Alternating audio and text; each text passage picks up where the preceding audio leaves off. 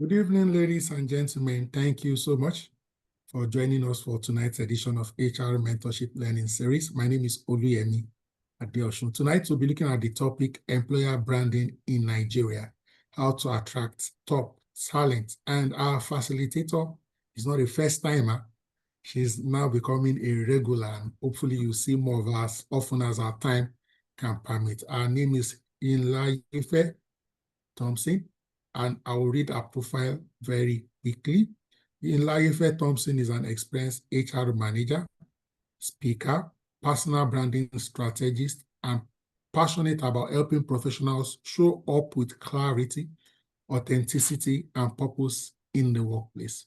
She has over a decade of cross-industry experience in human resources, employee development, and talent strategy. She brings a powerful blend of insights, empathy, and execution to both corporate and career transformation space. In addition to this, ladies and gentlemen, you won't believe this. She holds a first degree in computing from the Open University UK and an executive diploma in human resource management from the Business School, Netherlands. She is also a certified senior professional in human resources international, SPHRI, and she has a master's in human resource analytics professional too. Yin Laifea is the creator of the RED model, Rational Execution Denouement, a signature framework designed to help professionals build visible, valuable, and authentic personal brands without losing their identity. She's also the author of the Branded Employee Playbook, a two-in-one practical guide for professionals who want to grow their careers and influence from the inside out. Currently, she is the HR manager at Baido Pharmacy. She also hosts Career Makeover with YT, a monthly webinar series that empowers professionals to take charge of their career with intentionality and insight. Throughout our work, ladies and gentlemen, Inlaifa is redefining what it means to be a high-value employee, helping people, especially women, to break barriers, reclaim their voice, and build careers they are proud of. It's sweeting my belly as I read the profile. Ladies and gentlemen, for the second time, welcome with me in Layefa as she engages with us tonight. Employer branding in Nigeria, attracting top talents. You have the floor, my sister. Thank you very much, sir. Thank you, Dr. Adeosun. I really appreciate this time, this opportunity to be on this platform to speak or to facilitate this session on employer branding. I do not take it for granted. I'm grateful. Thank you so much. And good evening, everyone. Thank you for joining today's session. I hope that it will be of value to everyone. Like Dr. Adeosun has said, my name is Inlaifa Thompson. I'm the HR manager at Baido Pharmacy currently as a day job. I also serve as the branded employee architect, through which I help professionals and organizations thrive in today's world of work. So let me start by saying that attracting top talent in Nigeria today in 2025 is not business as usual. I've spent over a decade in HR across industries, tech, FMCG, healthcare, retail. And if there's one thing that has become clear to me, it is that the companies that win are not just offering jobs. They are offering identity, they are offering purpose, and they are offering growth.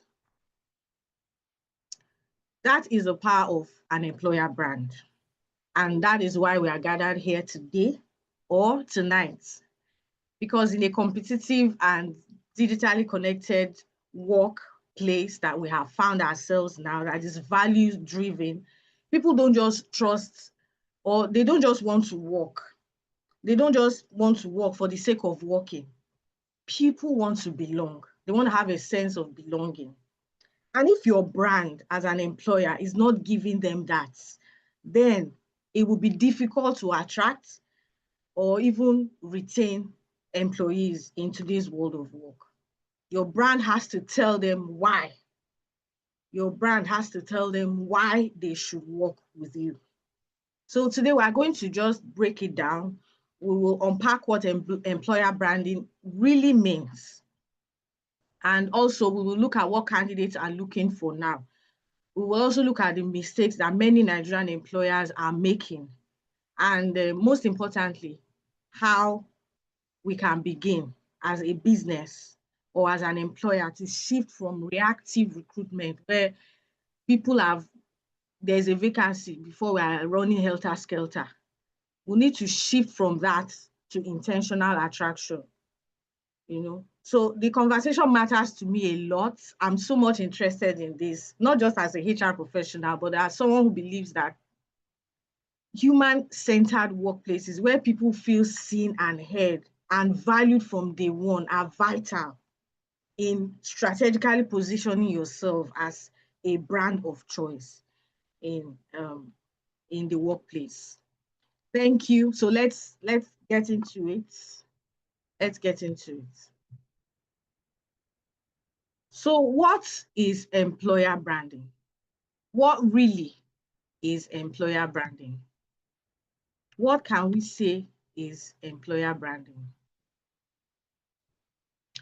So we will begin today by breaking down the foundation of what exactly employer branding is. Because a lot of times we hear this term, we hear the term employer branding, employer branding, employer branding. And most of the times when this term is referred to, people's minds go to glossy career pages, corporate social media posts, or even branded mugs or t-shirts and the rest. Now, all of that plays a role in employer branding, but the core of employer branding runs deeper than just the physical, than just colors and logos.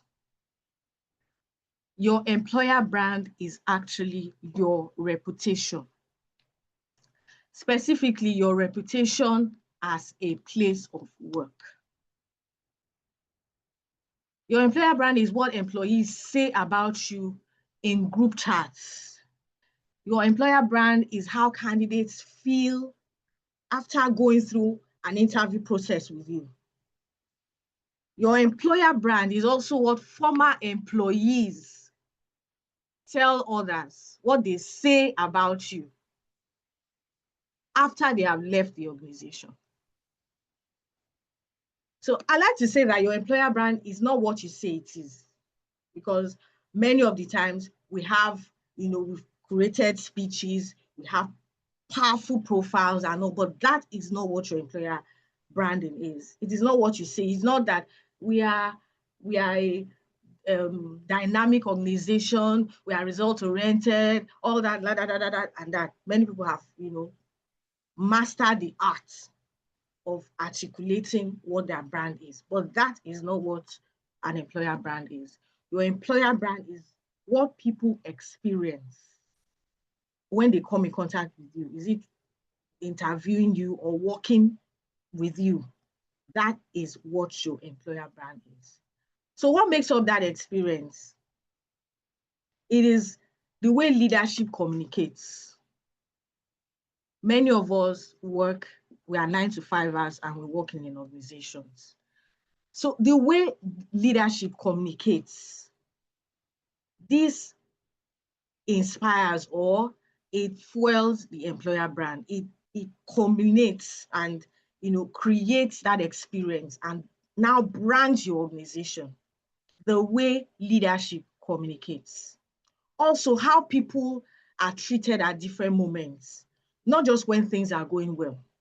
Because many a times when things are going well, when you're doing so well, you don't have any maybe personal challenges and all, you're delivering at work.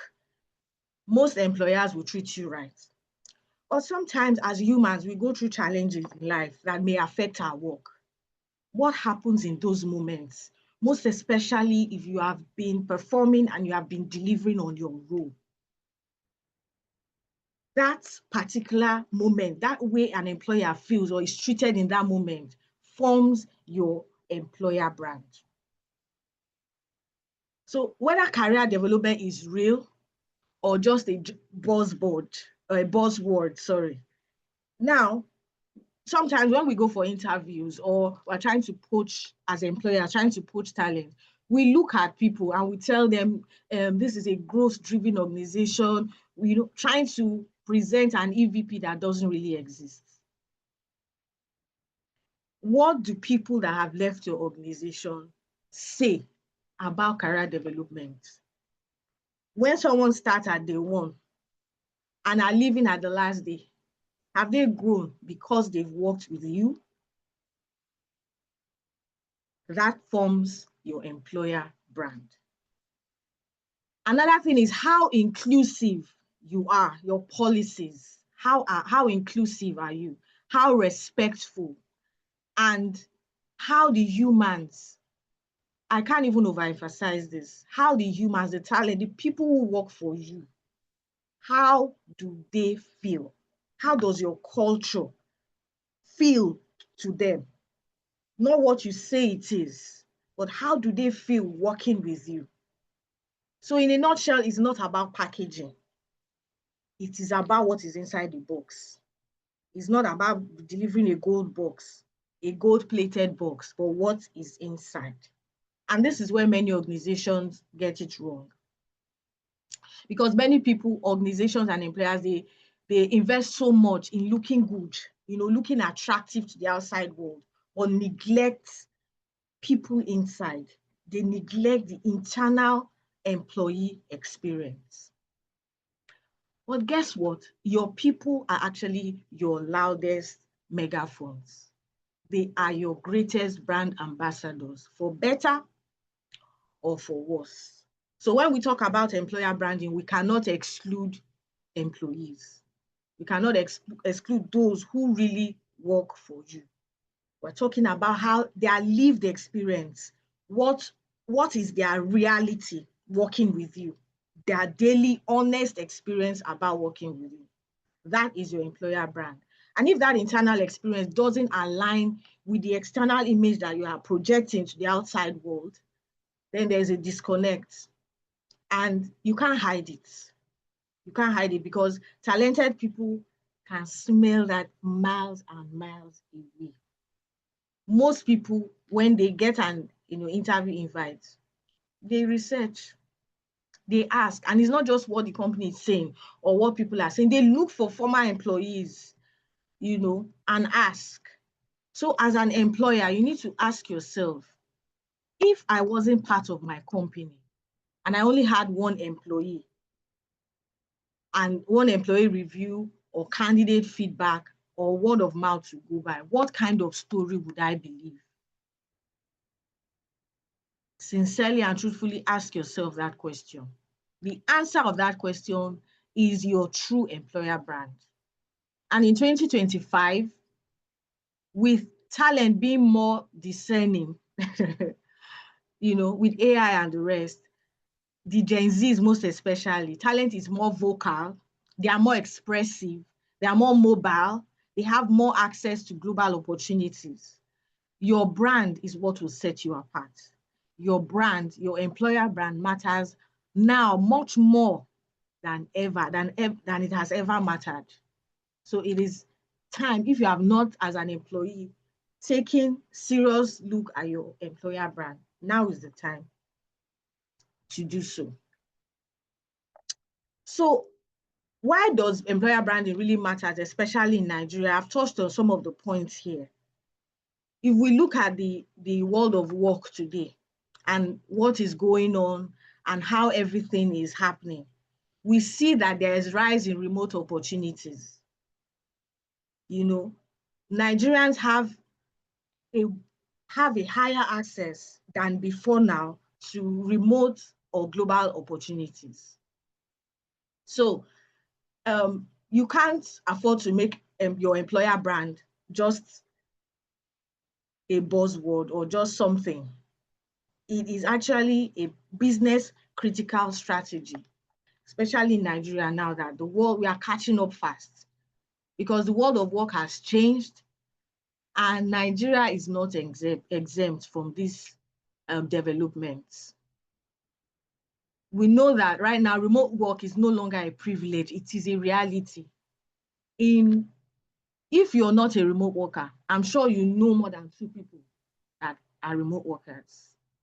that are here in Nigeria and are working somewhere outside the world. They are here in Nigeria working for organizations in UK, in US, in Canada, Germany, and the rest. So their experience, you're not in competition with your local counterparts. You're in competition with global markets. You're in competition with global markets. So it is very vital that you take your employer brand seriously. The second reason why it matters, why your employer brand matters, is that we have young and ambitious, hyper mobile workforce. It is a fact that Nigeria's population is one of the youngest in the world. That is why you have our professionals everywhere in the world doing so well. Look at the ratio or the proportion of Nigerian doctors in US, in UK are so high. They are doing so well. Engineers, people in the tech space are doing so well. So this generation is not sitting around waiting for 10-year promotions like our fathers did and like our parents did. They are not looking to sit down with one organization and keep hoping for years on end. They are tech savvy, they are value driven, and they are constantly scanning environments where they feel seen, where they are challenged, and where they are supported. They are looking for such environments. And to top it all, they talk. They talk. I remember when I started working, like that's about 15, 20 years ago. Your salary used to be your like very, very private. You cannot tell anybody. It's like sacred. You can't talk about it. But over the years, look at what is happening now. I'm working in so how much are they paying? Straight up. There's no hiding about it. There's no secret about it. People are not being secretive about their workplace or what is going on, what they are earning, benefits. People talk. Right now, the workforce we have, they talk. So one bad onboarding experience, it's on Twitter or X. Yes, it is X now. One recruiter or one manager talks to you somehow. They don't care. Not that they don't care, they are more expressive right now. Generation of workforce with the Gen Zs that we have, they are more expressive. So you can't afford to just be quiet. You can't afford to just be silent or just be dormant and say, okay, no, anything goes. Anything doesn't go anymore. If you have a toxic work culture, it's on Glassdoor or LinkedIn or in different WhatsApp groups and Slack channels. It's just there. Something happened in my organization a couple of years ago that was a not so nice incident. And the next thing, I think about a week or two after, I saw it on Facebook. And I was like, hey, Father, how, I didn't think that it would get out like that. But it did. It did. When you hurt people and you do things that are not so nice, they will talk. So that is the kind of workforce we have now. So we have to take our employer brand seriously. Like I've said, people crowdsource for career decisions. They crowdsource career decisions. They don't just make career decisions in silos, in isolation. Before they take any job, they will ask, they will go around, they will investigate. So if anything has happened, or if anything that is likely to now raise a red flag. The third thing, let me move on. The third thing is that there is a serious talent scarcity. We can't deny that fact. Yes, there are people, but people that know their onions are scarce, especially in sectors like tech, medicine, healthcare, and leadership. We've got more roles in these sectors than people that can actually fill them. So if you think you can afford to overlook your employer brand, you are joking, because you will end up running or getting out of business, when you don't have people to run with your business. So if you ignore your employer brand, you not just lose talent, you will not just lose your competitive edge, you will lose everything. You will lose your business. That's the truth in time. So understand the key takeaway here is that your employer brand is no longer a nice to have. It is a necessary, a must have, and it is your strategic advantage. Take it seriously. Take it seriously. Now we will look at what candidates are looking for in when they want to work anywhere. What are candidates actually looking for in organizations that they want to work for? What are candidates looking for? I have repeatedly said that gone are the days where salary alone is enough. I remember there was a time, I don't know if you remember, if there are some millennials, we will remember that there was a time when you go to weddings, they will give you, those takeaway packs. There's no, like, what do they call the banquet setting? There's like, everybody will sit down like you're in church, do the service, then they will pass around takeaway packs, and some packs, by the time you open it, you will see one tiny meat inside. In fact, some, if you are grateful, if you are blessed, you will see meat. Some you will not see. Who are you going to complain to? They've done their wedding and they've gone. But now what's happening with weddings? That is how times have changed. In fact, times have changed. Everything is affected. Your business is affected. Before, if you are carrying out any weddings, let me use the weddings again as an example. Who used to think about second look and the third look, or after party? Those things were not there. You just go get married, and some don't even do reception. They will just go. But now is a different thing. There's a whole industry around weddings. Times have changed. So if you had wedding planners that were in those days doing things like just come, do your reception, people dance, no DJ, no sound, nothing, you go. And you want to continue that way, you will run out of business. Nobody will come for you again. So as an employer, you are not just looking at salary. Your salary that you are paying is not just enough. That fancy job title that you have carefully designed for that role will not cut it any longer. It will not cut it. So see employees right now like career customers. They are career customers. They are your customers. So just like customers will shop for products, go to different shops, different brands, and choose the best. That is how candidates are shopping for employers now. Skilled candidates, the ones that will make it work. That is how they are shopping for employers now. So, and what are they looking for? They are looking for purpose and impact. They are looking for flexibility and growth. Work-life balance. They take it very seriously, and which is rightly so. So make no mistakes. You need to get your home right. Do things right. They are looking for inclusive and empowering environments. People want to bring their full selves to work. It's not a time to say, my work life is different from my personal life. No, people actually want to fully express themselves. They want to be able to fully express themselves at work. And they also want to know that they want to be sure that their gender, their tribe, age, accent, or whatever personal circumstances they find themselves will not put them at a disadvantage.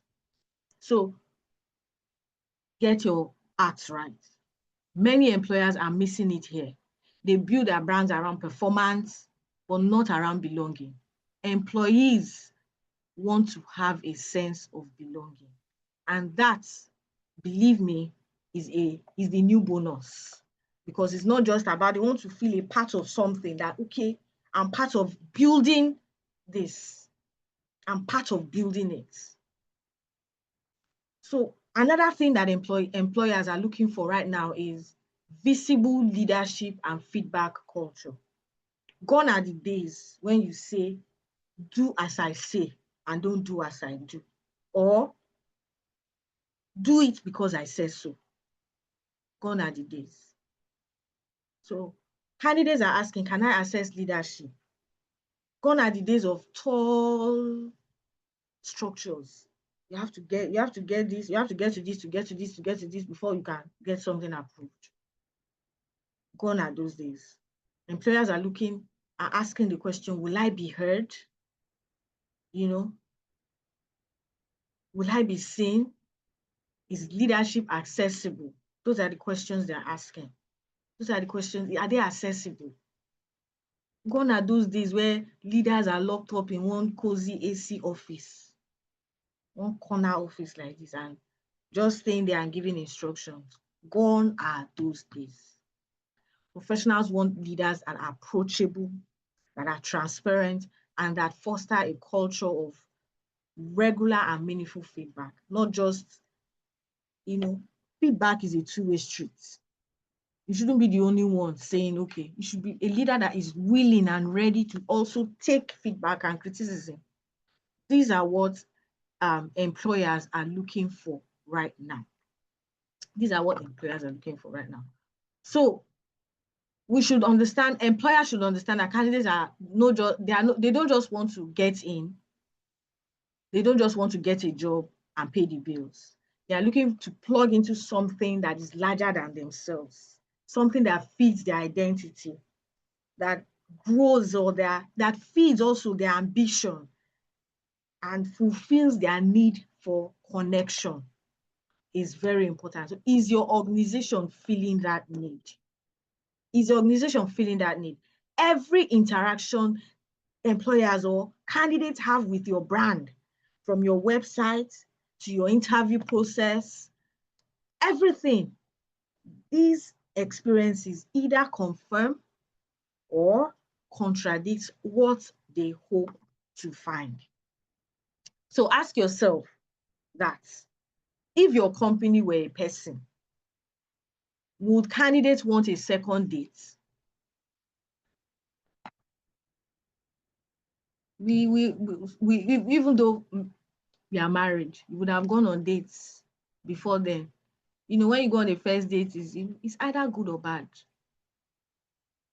So ask yourself, if that's your company now, were a person, and they meet with a candidate, would they want to go out for a second date? If the answer is no, then you need to really strategically look at your employer brand.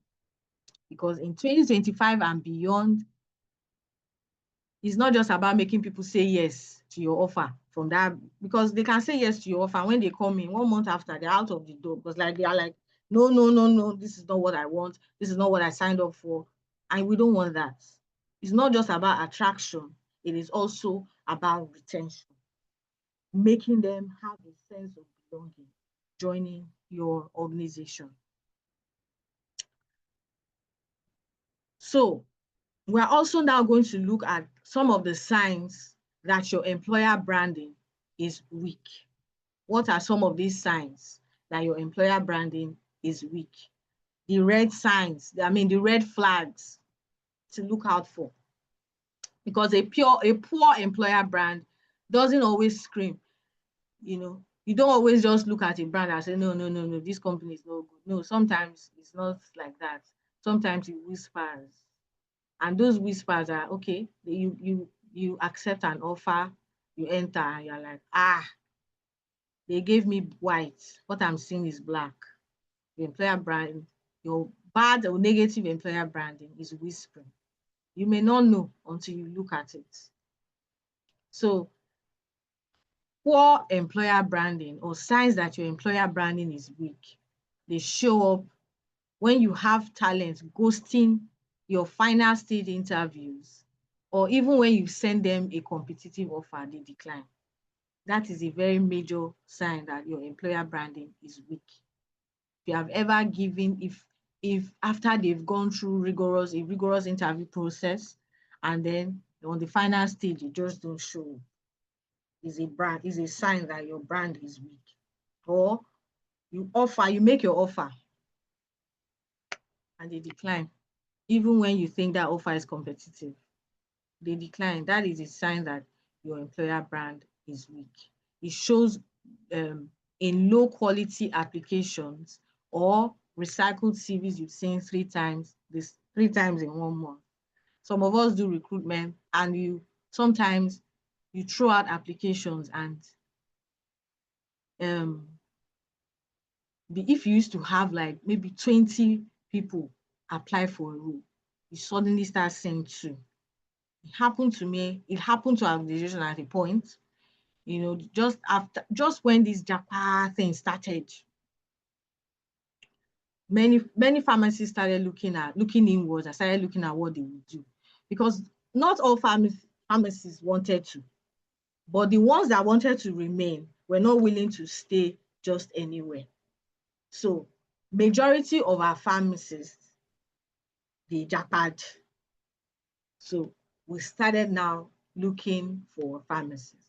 And I noticed something. We're not getting, sometimes we throw out vacancy ads and we're not getting anything. Nothing was coming. Nobody was applying. And the people that were applying said maybe they're in one distant state and they'll be, asking for some things. It was just crazy at that point, because before then, each time we are recruiting, it was like, oh my God. But I guess we lost touch, because we didn't recruit for some time. We had people, so we lost touch of what was going on outside. And so when our people left and we wanted to now, we saw that we already had a negative brand and we had to work on it. We had to do something about it. And it wasn't just what people were seeing, it was what people were saying in all these, their young pharmacists club, these their mini WhatsApp chats, what they were saying. And we got to fix it. So it's not always loud. Sometimes it just whispers, and it takes you to, be really sensitive to get those things. So, and it also shows up when people leave quietly and then no one recommends a friend to take their place. So we've always had, I use it as an example because right now, most times when people are resigning, they are bringing in they are referring 2 or 3 other people that want to work with us.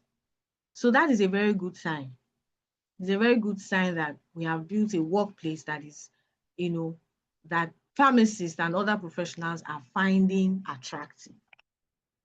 So those are the signs to look out for. Now, high attrition and low referrals, they are signs that your employer branding is poor and it needs to be worked on. When every month you're having people leave your organization, when they really don't need to. It's not as if there's one serious, people are leaving for other organizations. People are leaving for other organizations, maybe the same roles too. That is a sign that you need to really look at it. Sit down and look at it. Understand that today's talent is savvy. They will Google you, I've said it before. It's just crazy. You can't hide anything. You can't hide anything. Let me give you an example. I was recruiting on time and we made an offer. We had like 4 finalists and we made an offer to 2 people. And the other 2, because we had just 2 open vacancies. The other 2, we just kept them and told them if at any point we needed, we'll reach out and do it. Do you know that at the point, that was about months after when we needed to fill another role, and I reached out to one of them and we made our offer to that person. The person got back to me and said, I don't understand. Why so and so? Why is this offer different from, we finished from the same school and we finished at the same, not the same school, we finished at the same year, we finished in the same year, we practically had similar work experiences. Why is this offer different from that offer? And I was like, they didn't know each other before the interview. They met on the day of the interview, and they kept in touch. And months down the line, when we are offering another person employment, they were like, "This is not what you offered the other person." So it's just crazy. Like they will talk, people talk. So you need to have standardized pay system, structured and fair and fair. So these are the signs that your employer branding is poor and needs to be worked on. If you keep reposting the same roles, where you find organizations keep reposting the same roles for the same locations over and over again, and you're still getting underwhelming results, it's not just about that people are not there. It's about that people don't want to work for you. People don't want to work with you. They don't want to work with you. So please look out for these signs. If in your organization you are experiencing any of these signs, it is that your employer brand is weak and needs to be worked on. So are we listening to what our employer brand is trying to tell us? Are we listening? Some people say that exit interviews are too late. I don't think so. I really don't think so. The only time that it may be too late is when you are not doing anything about the insights you get from such interviews. If for 6 months or for 3 months, your exit interviews are saying the same thing, are pointing you to one direction, that means you are just sitting. You're not doing anything. That means that exit interview is useless. Is useless because if the same challenge is coming up in all your exit interviews, I don't know what you are doing. So I believe that exit interviews are still very much vital, are still very much important in gauging your employer brand. But you must be ready and willing to implement the insights gotten from such interviews. And that is where the real work is. That's where the real work is. Transforming these insights into strategic moves that would actually improve and increase your employer brand. Now, we are going to now look at how to start building your employer brand. If in the occasion you have found that your employer brand is weak and needs to be worked on. You see this diagram here on your screen. So I want you to think of your employer brand as think of this diagram you're seeing on your screen as your employer brand starter kit. It's just a 4-step diagram to simply just show you how you can build your employer brand in the case that you have found it to be. Now let's begin with the first step that we're seeing here, which is defining your EVP, your employee value proposition. Your EVP, what is your EVP? Is the heartbeat of your employer brand. Your EVP answers the question, why should great talent choose to join you as a company? And why should they choose to stay? That is what your EVP, that is the question that your EVP should answer. So your EVP is not just what you think is attractive.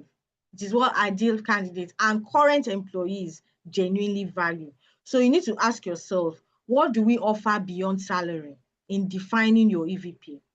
What are our promise to employees?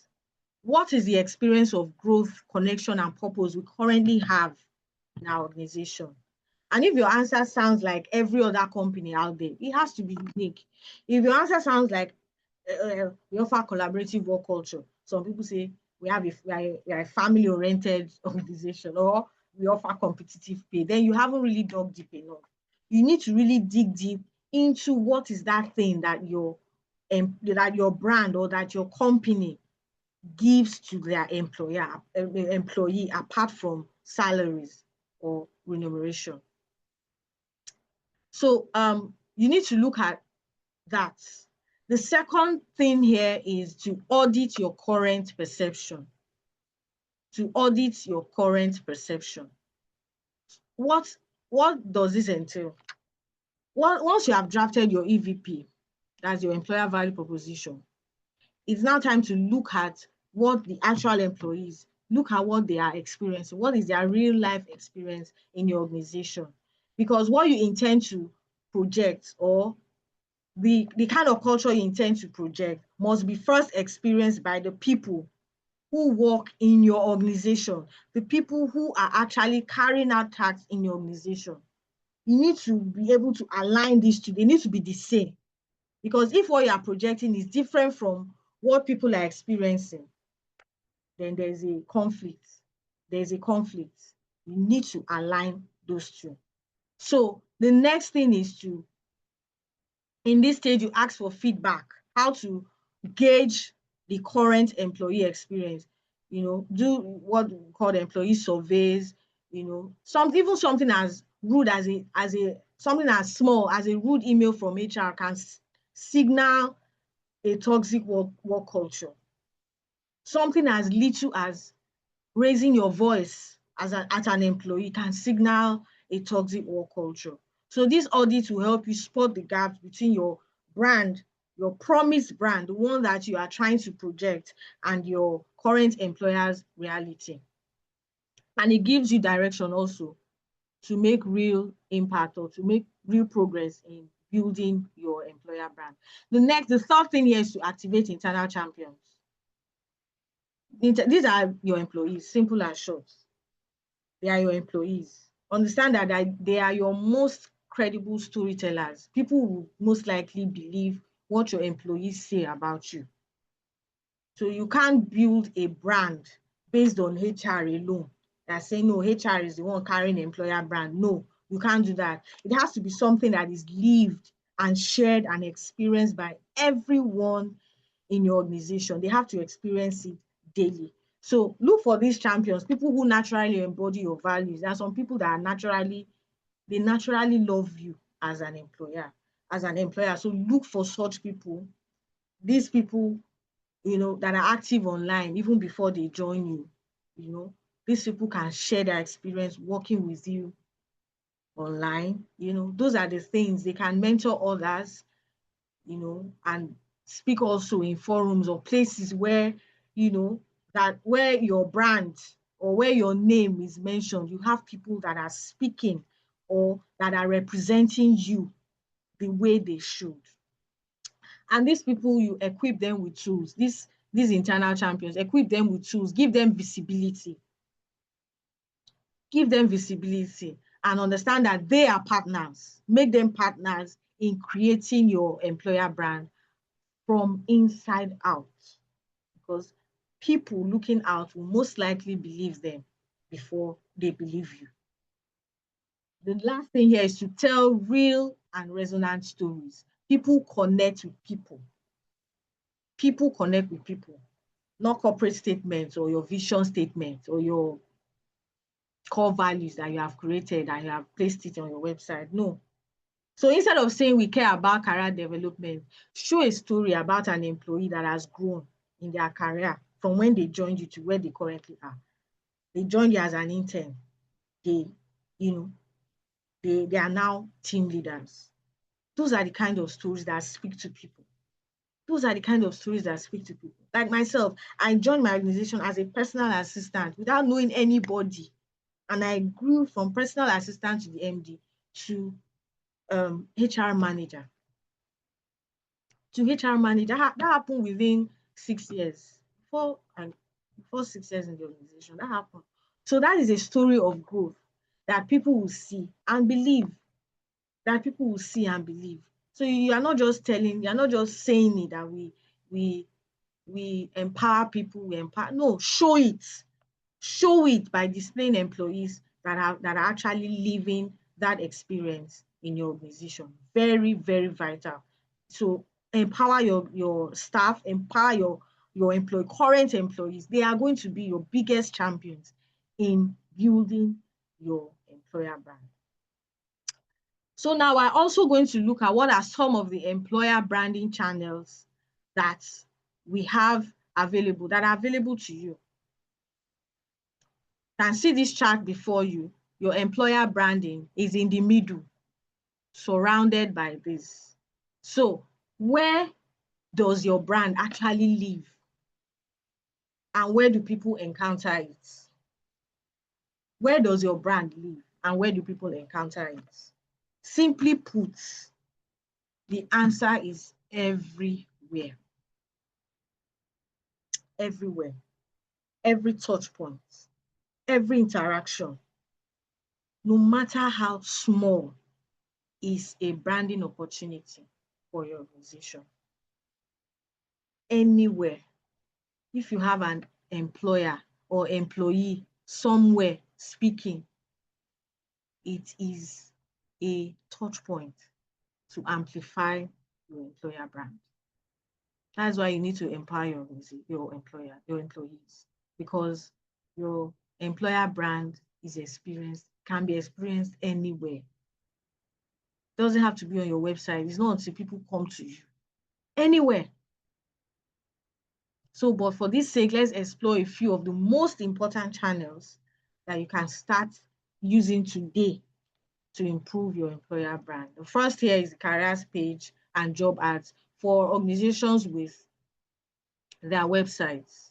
I don't know if you have gone to um some websites, some corporate websites, and you go to some of them don't even have careers page. Some of them don't have careers page. So they will throw out vacancy ads, and people can't come and verify that, okay, that page is a touch point, is a place where you can build your brand. So you need to update it. It needs to be updated. Sometimes you have vacancies in corporate pages that maybe expired May 2023 and 2025. So that is a no. We don't do that. Candidates are looking for clear role expectations. So in your job ads, the job description, everything should be clear. Make sure that every job ad reflects your EVP, reflects your employer value proposition. Make sure, and your culture, and that each job ad doesn't just list tasks to be done. They should speak directly to the kind of people you want to attract in your organization. Another channel is your social media. LinkedIn, Instagram, and the rest. This is where your employer branding story happens. This is where you do your storytelling. This is where you showcase employee wins, spotlight employees, um, recognize them, and share behind the scenes moments for people working with you and the rest. And you feature real life work experience, what it means to work with you. So is your social media just a screen or a stream of corporate updates, like, okay, we did this, we did that? No, make it alive, make it come alive. People connect with people. Always remember that people connect with people. So platforms like LinkedIn are very powerful in talent branding, and it doesn't have to be complicated. It doesn't have to be. A short video from CEOs spotlighting an intern's growth, a small behind the scene, all those little things, they matter. They matter. The third channel is employee advocacy. Employee advocacy, which is very important, and we have touched on it. Your employee, your people, your employees are your brand. Full stop. So when you have people working with you, you are telling a story, and people are seeing the people working with you telling a different story. They will always go with the ones where they are seeing them, because your employees live your brand. So are your employees proud to be associated with your brands? Are they proud to be associated with your brands? Do they have stories worth sharing about, tackling a task or handling a project and the rest, and what tools they use at work? This kind of stories. Do they have anything worth sharing? So have you created that culture that creates that kind of advocacy from employees? I know that KPMG is not a Nigerian brand, but see what many staff members of KPMG are doing. You want to work there. See Google. You want to work there. These are what we're saying. They have created a culture that encourages advocacy. So empower your employees to be loudspeakers of your culture. Because neglected employees become silent, and when they are silent, they are on their way out. In fact, the worst case is when they are vocally criticizing your brand as an employer. So take that seriously. Your employees are your brand. Full stop. The last thing is candidate experience, from application to onboarding. Many times this one is often overlooked. How do employees or how do candidates feel when they come for interview, even if it is virtual? If you say 2 o'clock, would you just keep them waiting 2:30, 3 o'clock, and you just come in without, oh, I apologize? No. Do you do that? Do you do that? Okay, before the interview, how easy is it to apply to your roles? You have roles that are vacant. How easy it is, and how respectful are you, in keeping to time or in respecting candidates' time? If they have come in as employees, they finally accepted your offer.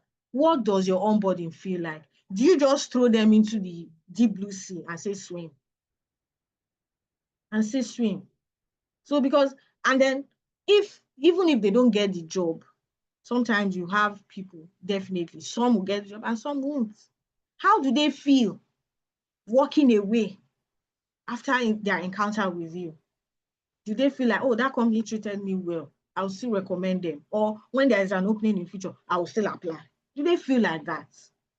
Do they feel like that? So these are the things you're looking at.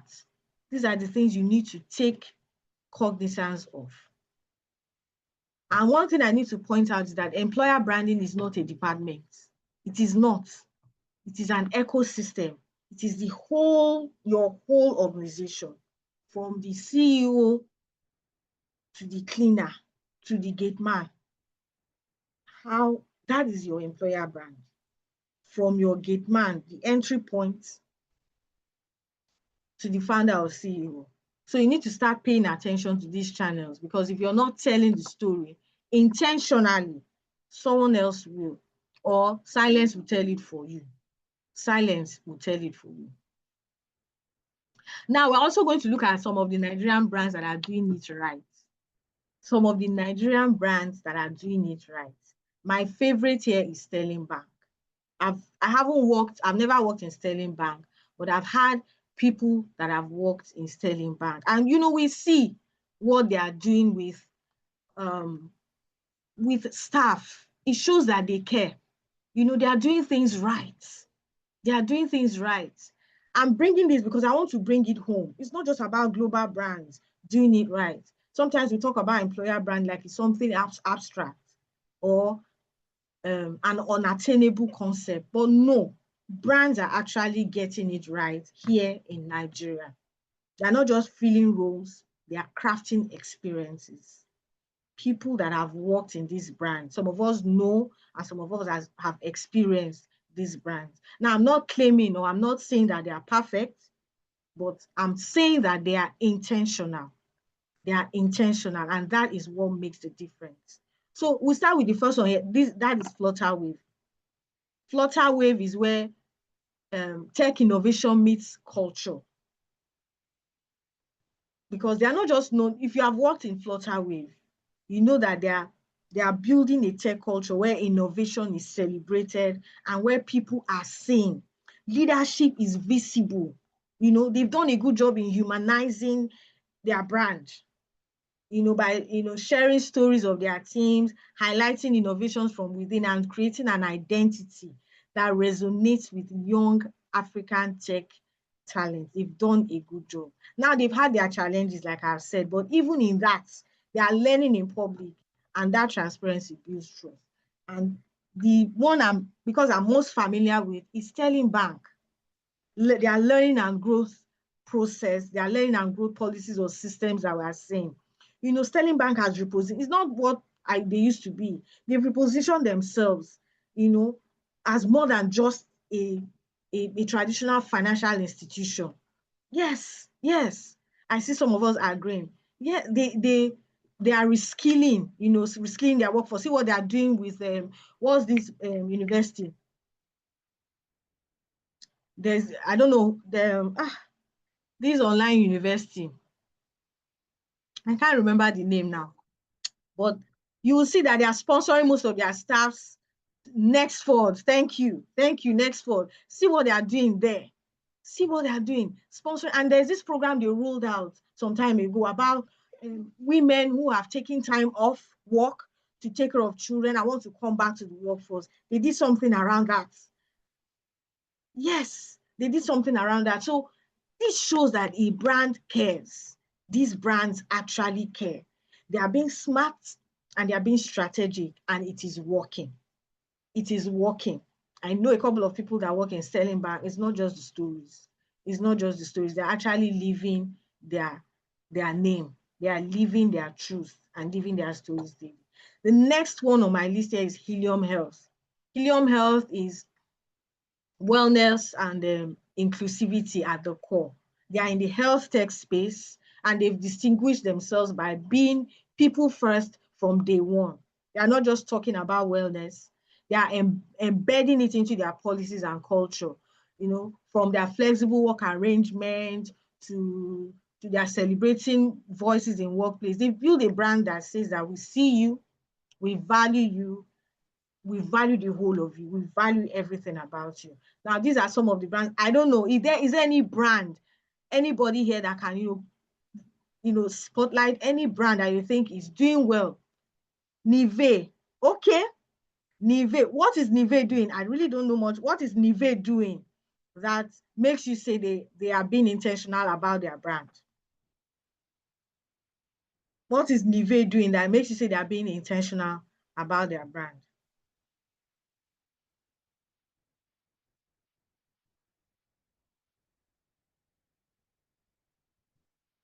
You can unmute and speak, or you can indicate. Okay, why I said that is good evening, everyone. Good Okay, evening, Rachel. yeah, okay, that's Nivea. Why I said that is because I have a sister, she works with Nivea, and after 6 months of maternity leaves, she resumed back to work and is even an hybrid, and she's allowed to bring in a nanny to work. They have a daycare center where she can check up on her baby time to time. So it makes it easier for her to balance between work, a new mom, and her work. And I just envy that anyways. And then I had a privilege to go for the end of the year party last year, December. And the gift they were sharing for, for the end of the year was wow, washing machine, like I saw their HR was like almost 6K like milk. So you will know that they are really treating themselves well. Great. Yeah. Great. So that's what we're talking about. That's what we're talking about. The experience that you give people. That is your brand. Imagine you now. You have become an advocate of Nivea because of your experience, and it's not even direct. Okay, fine, you had a direct experience when you went for their party. This is what we're talking about. Everything about your organization should be intentional. They are being intentional about support for new moms and everything, and you have experienced it firsthand. This is what we're saying. Brands that are intentional about, they are doing it. There are many others in Nigeria. So it is not something that is not attainable. It is something that is very much attainable and will be your edge. Will be your edge because you're not only competing with local companies or just national companies. You're competing with global companies. Nigerians now have access to the world. So it's not just, if you cannot pay in dollars, at least you can offer a great experience. People are working where they are being paid in dollars. So these are the things you need to look at. It is a serious thing. It is a serious, and it will be your strategic edge if you can get your employer branding right. Thank you so much, Rachel, for that contribution. So now we're going to look at metrics that matter, because truly, it's not just about saying employer brand, employer brand, employer brand. Many organizations are not even touching this area at all, because you cannot You cannot really tell that you're doing well if you can't measure it. If you can't measure it. So we're going to talk about this measurements, measuring the level of your employer brand. You need to measure it. You need to measure it because it's one thing to say we have a great culture. I mean, people love working here.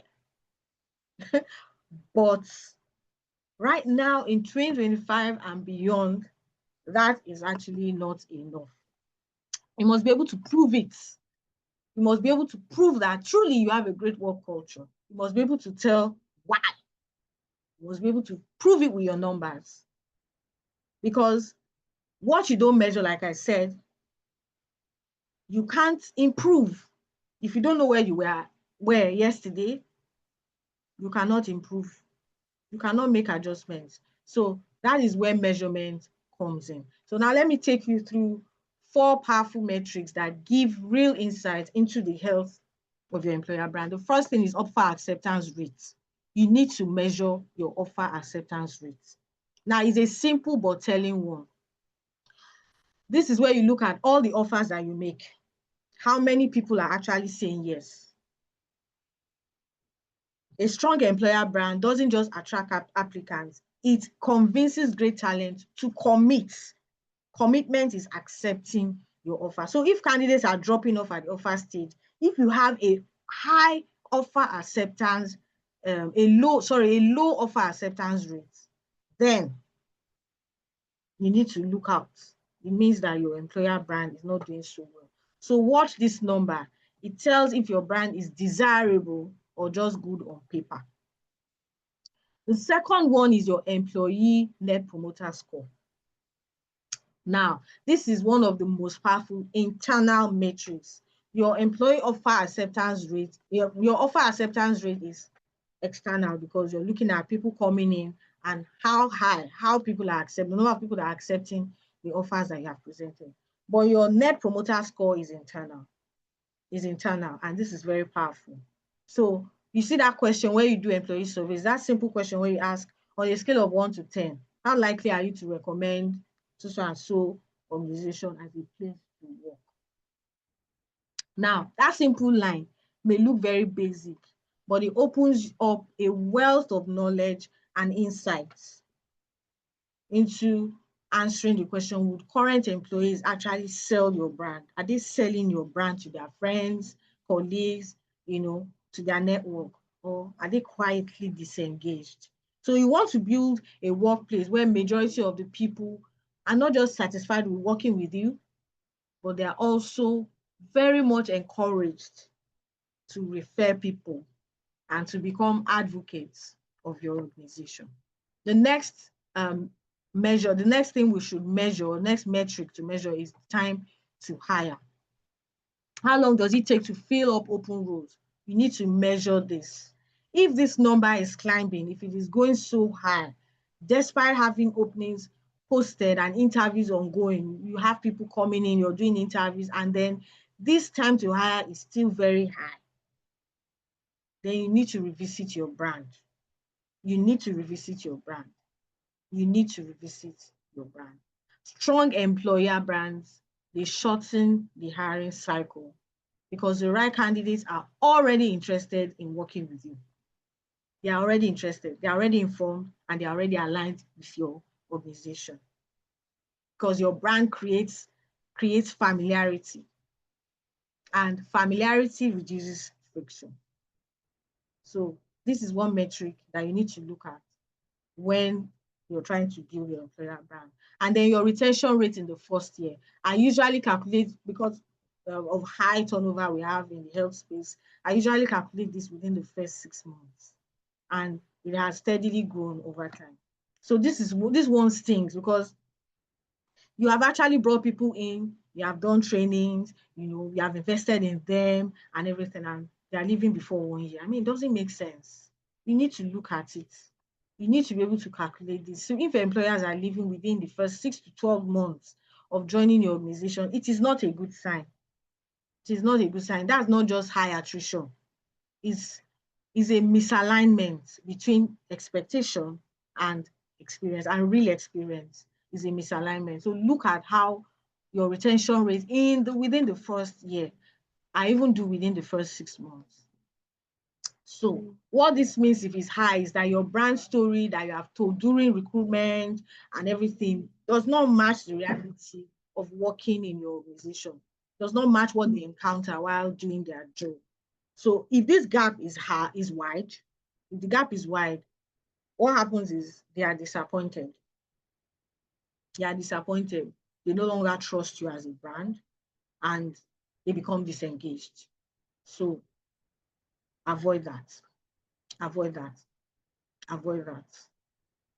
Then the bottom line is to keep that gap between what you tell them during onboarding, during recruitment, and what they actually experience while working with you. And measuring these metrics allows you gain insight into things you will not normally see, because data tells story that words cannot. Over time, if you actually analyze data over time, you would see trends that you will not see naturally or just by looking at it or just by gut feeling. Data tells stories. So you need to leverage data to build your employer brand. And these are some of the metrics, or very important metrics, that you need to measure to build your brand. Now, we're going to look at some of the challenges that you can face while building your brand and how to overcome them. The first thing that people always talk about is budget. They don't have a budget for branding. They don't have a budget for branding, as if they don't have a budget. But the thing is that you don't even need to start with one big budget. You don't need to start with one big budget.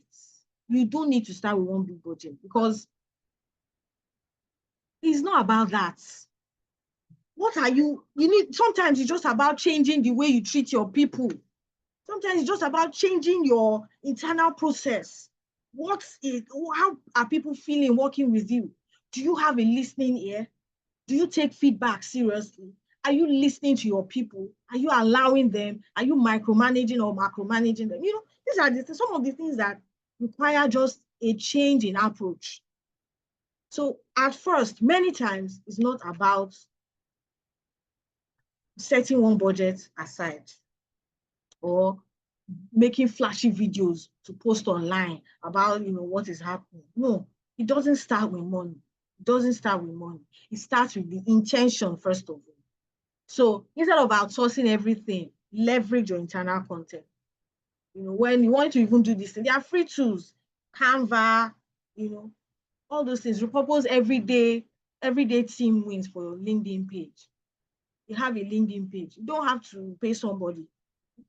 Some of these little things, just fill a day in your life or something and edit it out. And to put a face to your brand, you don't need a budget from the beginning. The next challenge that we look at here is leadership buying. Now, sometimes leadership, they don't want to know. They don't understand it. But if you can connect your employer brand with the bottom line of your organization, then you will gain a listening ear from leadership. You will gain a listening ear from your leadership. And so how do you do that? How do you connect the bottom line of your organization? That is the revenue or whatever it is, that what they are looking at, the numbers, profit. How do you connect it? This is where your metrics come into place. Your time to hire, because your cost of hire, your cost per hire, those things, the quality of the candidates you are now getting, the retention rates, engagement rates, and even reputation in the organization. These are the ways that you connect your employer brand to the bottom line. So you use the case studies, you use internal data from running these surveys and the rest, and then competitor benchmarks to build a case, not just as a HR wish list. So when leaders see that branding isn't just about looking good, but about saving time, it's also about reducing costs and attracting better talent, the conversation shifts. They want to make profits. they want their company to grow. So you need to shift it to speak in the language that they will understand and make it work. The next challenge here is consistency. Consistency. Maybe you started being intentional, and then somewhere along the line you just fall off the wagon. How to mitigate against this challenge is to build processes, not just campaigns. Not just campaigns. Create a content calendar that you have and then is there, and you make use of it. So you don't just wake up and say, what am I going to do today? And the rest. Another way is to assign champions. Automate what you can. Make use of AI. Make branding part of onboarding reviews and team rituals. Because when you make it part of your culture, not just a project, not just a campaign, then it will last. Infuse it in your policies and the rest, it will last. It is now part of the way you work. So the big takeaway here is that employer branding isn't for when you have extra money around the corner, extra budget, extra, around the corner. They are very vital for you right now because they are going to improve your bottom line. So the ones that start small but intentional and stay consistent will eventually win. They will eventually win. And that company organization can be you. Can be you. It doesn't take much. It really doesn't take much. Now, I'm going to give you just a simple employer branding game plan here. The first here is to audit your brand. Ask questions. What are people experiencing? How are they seeing your brand and all that? Those are the questions you're asking while auditing your brand. Look inwards, do your employee surveys, go to LinkedIn, go and search, go to Glassdoor, do all those research and audit your brand. What are people actually seeing? How are people really seeing your brand? What are people saying about your brand? Audit it if you want to make a headway and if you want to build a brand that lasts. The next thing here is to build or refresh your EVP. If you already have a defined employee value proposition, after auditing your brand, the next thing is to look at that EVP that you have and either rebuild or refresh it if it needs to be worked on. If you are offering what people are no longer interested in, then you need to refresh it. What's the essence of Pizza Friday when people don't like pizza? I don't understand. You say you are trying to build community, or what do they call it? You are doing Pizza Friday, and people don't like it. Your employees don't like it. Why are you doing it? So this is where you need to look at what your employees really want and give it to them. It's a partnership. The employer-employee relationship is now a partnership, no longer master and servant relationship. It is a partnership. So it's a give and take. Give and take. The next thing here on this branding game plan is to engage your people. You can't do it in silence. You can't just decide that, okay, this is what people want. No. Engage with your people, your current employees, people that are even actually working with you. Listen to them. Engage them. Ask them questions. What do you think we can do? Involve them in the process. Make them feel part of it.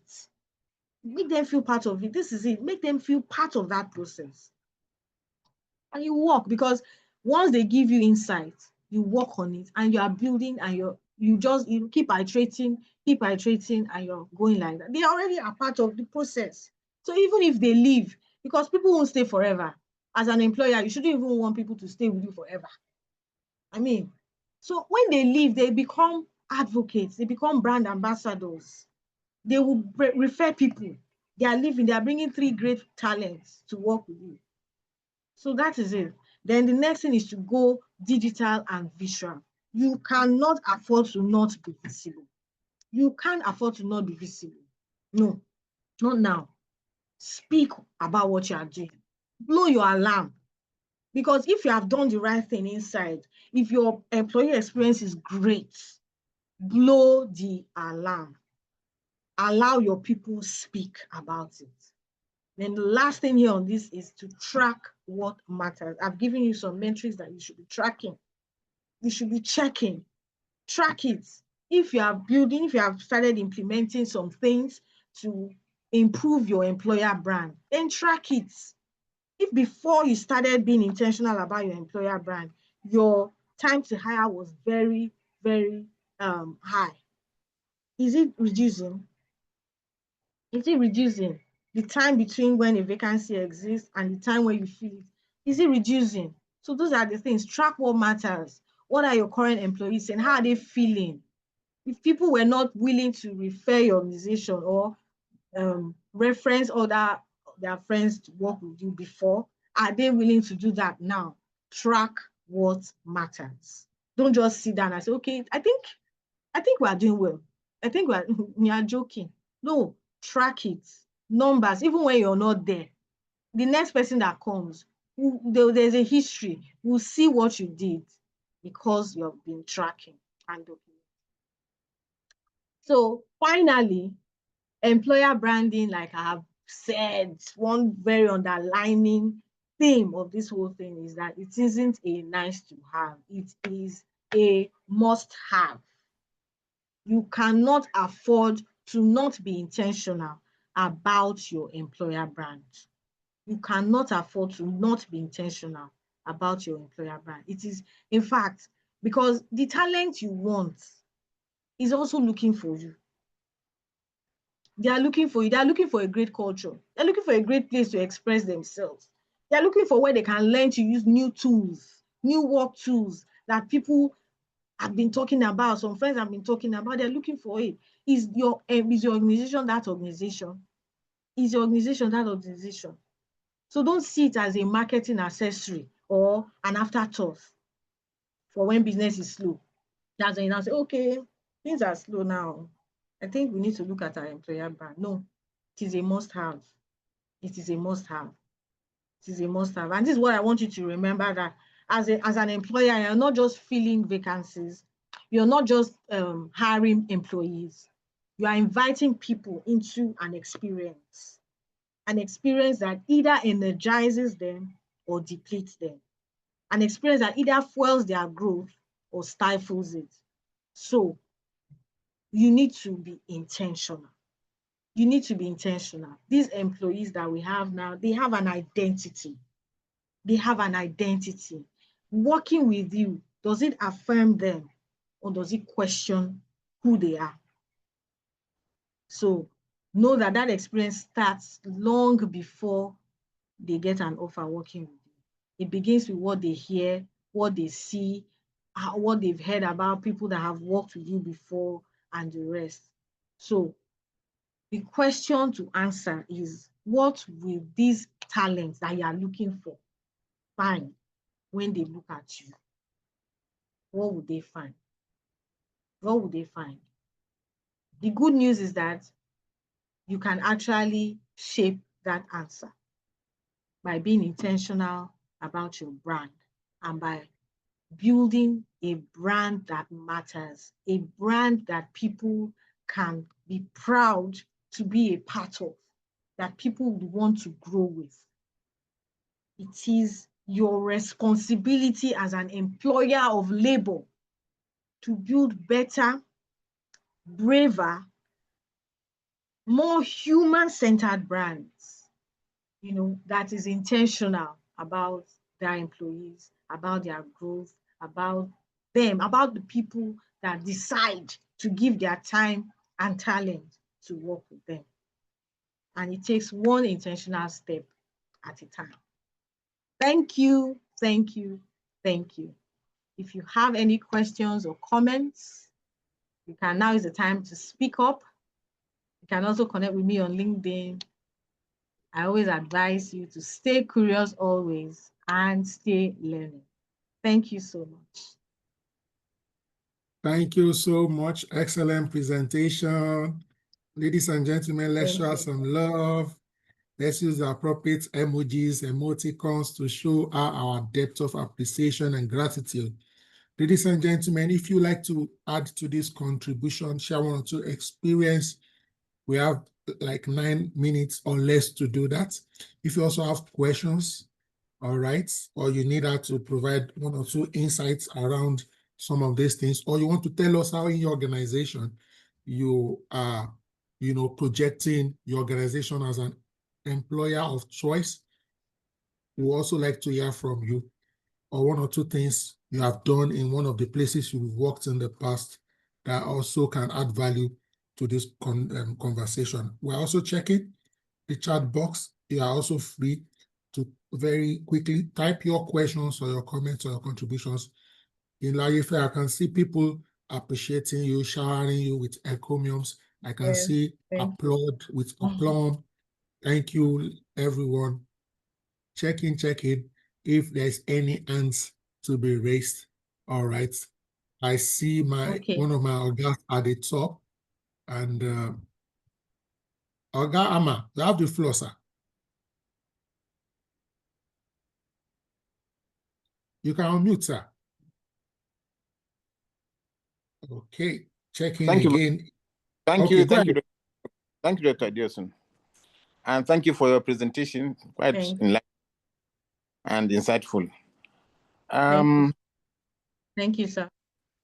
Like when I was the HR manager in one of the Indian companies, Royal Ceramics, I ensured that together with the management that we had annual get-together at the end of the year. And some people get home with good prizes and awards. So that made staff to be happy, and at least it increased the brand level of the company.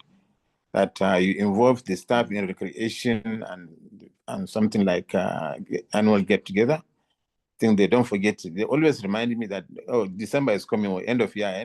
Don't relax on that, because this is why they get together with their families and other families, and people feel happy about that. So I feel this can be a brainer for any other company that can do something like that. It improves staff motivation. Thank you. Thank you, sir, for that contribution. Yeah. Thank you.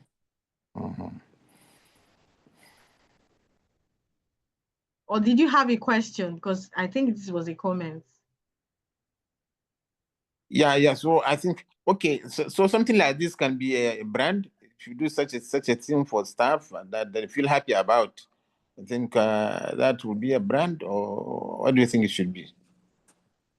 Or you think it's just it's part of your brand. Exactly. Motivating your staff is part of your employer brand. If your brand are motivated, because that will increase engagement. It's part of your employer brand. It's just that what employer branding, what this is about being intentional. So it's not just saying, okay, we want to give, it's not just saying, okay, we want to do this at the end of the year. We're giving us, no, be intentional about it. Why are you doing it? You understand? Why are you doing it? And then don't end there. Like I said, measure. Yes, measure. Okay. Is it what you've done? Is it working? So I'm not just asking questions in your surveys. Like, for instance, if you have implemented a recognition system where you are calling out employees and spotlighting employees, recognizing them and rewarding them, measure that impact, measure the impact. Ask questions. During your surveys, you ask certain questions, and then you're able to look at, okay, is increasing or is reducing, is working or is not working. That's what being intentional about your employer branding is. Yes. Yeah. So you know what to do and how to do it better next year. Maybe this year you did 5 kg, you did 50 kg of rice to your staff. Yes. And then your revenue for the next year doubled. Is it that you need to increase it to 100 kg? These are the things. Measure. Measure the impact. Measure the impact of such initiative. Okay. I came in late, so I couldn't hear some of those things. Thank you. Okay. Yes. All right. Well done. Yinla Yefe, please check. Yes, There are sir. like 2 or 3 comments or questions in the chat box, and then we close it with your response to that. Okay. Okay, so I'm seeing Stella anyone. Maris, I see a question. Okay, Stella Maris. Let me see, go up. Yes. Stella Maris. Okay, you mentioned we should track the relevant metrics. What are the key metrics to track or look at if I want to check how good or how bad my organization employer branding is doing? Yes, I mentioned them. I said your Net Promoter Score. That's simply in your employee surveys, that question that says, how likely are you to recommend social organization to your friends or family or colleagues? How likely are you to recommend? So the answers that you get from that, the number of yeses, or most times it's like a rater. You have between 1 to 5. How likely are you to recommend this organization to? So that's your Net Promoter Score, employee Net Promoter Score. And if that Net Promoter Score is high, you know that you're doing a good job. You know that your current employees are feeling good about working with you. That's one metric to measure. Another metric is your time to hire. Your time to hire. How much time does it take for when you throw out a vacancy to when you actually close that, when you actually fill that vacancy? You need to track that metric. You need to track also return on investment on you need to track also the quality the quality of your hire, the quality of candidates that you are getting. You need to track that. You also need to track your offer acceptance rate. That's another metric that is important to track. Another metric is retention rate within the first 6 to 12 months. Very important to track, because if there's a high retention within the first 6 to 12 months, if the retention rate is high, if your attrition is high, that is not just attrition. That's not just attrition. That means there's a misalignment between what you have promised and what you have said and what the organization or what the employee is actually experiencing in your organization. So you need to track that. If more people are leaving within the first year, you need to work on your employer branding. I hope that answers your question. Then the second question I'm seeing here is, okay, he said, but what happens when, okay, thank you, Stella Maris, for confirming that I've answered your question. The next one is, all is well said and done, but what happens when there is no management commitments? Michael, okay, Michael, you have 2 questions. The first one is, what happens when there's no management commitment? Yes, that is one of the major challenges we face in building employer brands, which I touched on, which is leadership buying. Yeah, leadership buying is one of the challenges. And I said the way to actually mitigate against this challenge or to overcome this challenge is to tie your employer brand to bottom line of the organization. If you are able to prove that building your employer brand will directly affect the productivity, profit, and profitability of that organization, you have now begun to speak the language they understand. You get, if you're able to prove that we are doing 2 million now, if you have a good employer brand, we can do 20 million. I don't know who will not listen. And how you can do that is through tracking those metrics and showing proof that doing these things, maybe you have started little. You have started with sensitizing or using your internal advocates. You're using, doing things internally without even, you have started, making your process easier, making the employee experience much more palatable for employees. And people are now beginning to engagement is increasing and all that. And you have been able to, see some level of, you have been able to see a level of growth in engagement and in work outcomes, deliverables. That is a language that management will understand. That's what they want. They want to make money. they want to make. I don't know who doesn't want to make money. Who is running a business that doesn't want to make money? And the second, I don't know if that answers your question, but let me go to the second one. We said any more distinction between organizational culture and employer branding. And your organizational culture is part of your employer brand. Is inside your employer brand. Your organizational culture is inside it, what forms a part of your brand. So the distinction is that employer branding is much more than your organizational culture, because employer branding looks at internal and external, but your organizational culture is what your current employees, the current experience, the current employee experience of your organization. That is your organizational culture. But your employer branding is looking at that internal experience and external experience of your brand. I hope that answers your question. I don't see any other. Okay. Somebody say, why do British or American companies attract higher brands? To simply answer that your question is Nigeria. Why is our experience in Nigeria different from the experience in America? America is much older than Nigeria. America has had a lot of ups and downs. They've made a lot of mistakes, and they know they are more mature. That's the difference between Nigerian brands. We are growing. And to tell you the truth, Nigerian brands are trying with the current condition and current limitations and challenges. Some Nigerian brands are really trying to compete with the Western world. So the difference is time.